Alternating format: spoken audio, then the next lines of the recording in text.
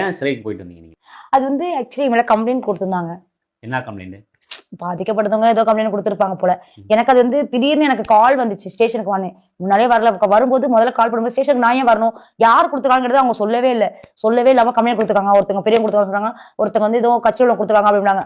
நான் ஏன் ஜெயிலுக்கு வரணும்னு சொல்லி பல பிரச்சனைகளை பண்ணி, போராட்டத்தை பண்ணி, அதற்கு அப்புறம் தான் வந்து என்னைய வந்து பாத்தீங்கன்னா, பிடிவாரண்ட் போட்டு என்ன தூக்கி கொண்டு போனாங்க. என்னைய பிடிக்கிறதுக்கு 30, 40 பேர் தனிப்படா வச்சு பிடிச்சு போற அளவுக்கு நான் என்ன தீவிரவாதியா? நான் என்ன அக்யூஸ்டா? எங்க வீட்டுக்கே வந்தாங்களா? ஐயோ! அந்த கதையை கேக்குறீங்க. எங்க வீட்டுக்கு வந்து எங்க ரிலேட்டிவ் வீட்டுக்கு போயிட்டாங்க. அங்க போய் எங்க அம்மா என் மொபைல் வச்சிருப்பாங்க போல டவர் வச்சு.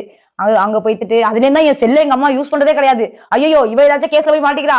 நம்ம போற இடத்துல போலீஸ் வந்ததுன்னு எங்க அம்மா இன்ன வரையும் செல்ல யூஸ் பண்ணவே மாட்டாங்க.